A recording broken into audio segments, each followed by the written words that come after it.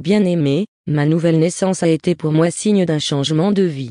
J'ai été amoureuse de Jésus comme je ne l'avais jamais été de personne avant lui. En tant qu'ancienne protestante, j'avais l'idée, restée ancrée en moi, selon laquelle la chair était faible et que nous n'avions pas d'autre choix que de céder à ses désirs. C'est ainsi que ma femme de ménage m'entraînait à sa suite chez son marabout, et je vous parle ici de l'époque où je venais de rentrer de France, alors que j'avais donné ma vie à Jésus. Étant encore toute fraîchement arrivée à la foi, je restais vulnérable. Toutes les fois que les choses tournaient mal dans ma vie, je recommençais à prêter l'oreille à mon entourage. Souvenez-vous-en, cette femme de ménage revêtait une énorme importance dans ma vie. Or, ce que je ne savais pas, aussi puéril que j'étais dans la foi, c'est que Dieu n'appréciait pas mes consultations chez ce marabout. La dernière fois qu'elle m'avait conduite, non seulement mes vœux ne s'étaient pas réalisés mais dans mon cœur j'avais ressenti le même phénomène qui s'y était déjà produit maintes fois. En effet, plus nous nous approchions de notre destination, plus mon cœur grondait seul. J'ai alors su que Dieu ne voulait plus que j'y aille. J'étais en train d'adorer d'autres dieux. Nous ne pouvons pas aimer Dieu tout en demeurant soumis aux ordres du diable. Les marabouts aiment, comme leur père le diable, tenir les gens en esclavage. Sachez-le.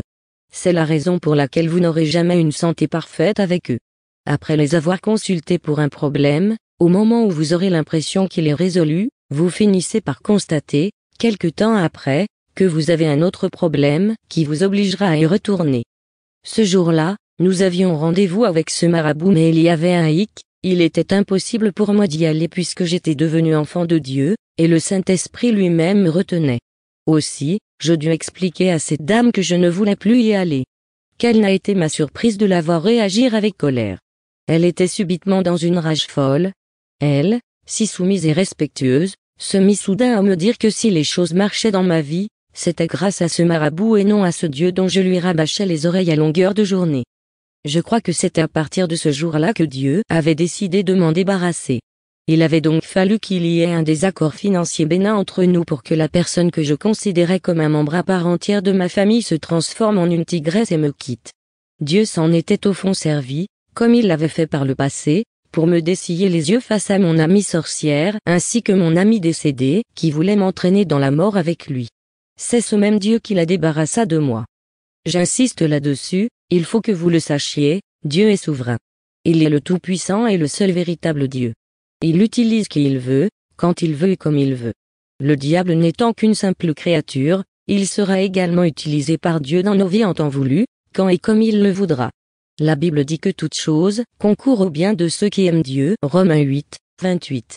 C'est donc Dieu qui permet que nous soyons tentés et, au demeurant, comme il écrit, nous ne serons jamais tentés au-delà de nos forces, 1 Corinthiens 10, 13, et je vous le redis, Dieu est au contrôle de tout ce qui nous concerne. Il ne nous choisit pas ni ne nous appelle pour ensuite nous laisser tenter par le diable. Il contrôle chaque situation par laquelle nous passons. J'avais pourtant conçu des projets pour ma femme de ménage mais Dieu ne l'avait pas permis. Je suis même persuadé qu'elle n'était pas étrangère à la présence de ce boa dans ma chambre, comme un pressentiment. Elle était au courant de ma fécondation in vitro.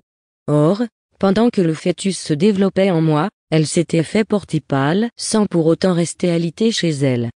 Elle était venue chez moi et s'était allongée sur mon canapé, à côté de moi.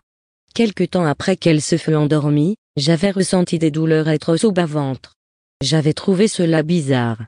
Je l'avais donc laissée au salon et j'étais allé travailler dans mon jardin. Or, le mal était déjà fait. C'est cette nuit-là qu'un objet avait chuté sur mon lit, s'était transformé en boa pour engloutir mon fœtus. Cette dame était pourtant une fervente catholique, qui priait Dieu et Marie. Dieu est réel, bien-aimé, mais aussi sûr que Dieu est réel, le diable l'est aussi. Aussi, ne le sous-estimons pas et ne nous laissons pas persuader qu'il nous suffit de devenir enfants de Dieu pour les attaques du diable nous soient épargnées. Au contraire. Néanmoins, soyez-en convaincus, nous serons toujours plus que vainqueurs dans chaque épreuve, par Dieu qui nous a aimés, Romains 8, 37. Nous sommes donc vainqueurs par Jésus-Christ et non par nos propres moyens. Ne soyez donc pas surpris si je vous parle de Dieu en même temps que je vous laisse découvrir les agissements du diable autour de moi. Car, au moment où Dieu avait fait expulser le diable du paradis, il ne lui avait pas retiré son pouvoir. Dans tous les cas, soyez toujours confortés car Dieu est le seul véritable Dieu et il sera toujours au-dessus du diable. Vous avez eu l'impression que je dénigrais certaines religions telles que les catholiques et les protestants. Mais je tiens à vous signaler que certains catholiques et protestants iront au ciel et bien des pentecôtistes, en enfer. Le diable œuvre partout.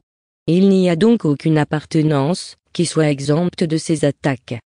Bien-aimés, Jésus n'était ni catholique, ni protestant, ni pentecôtiste, etc.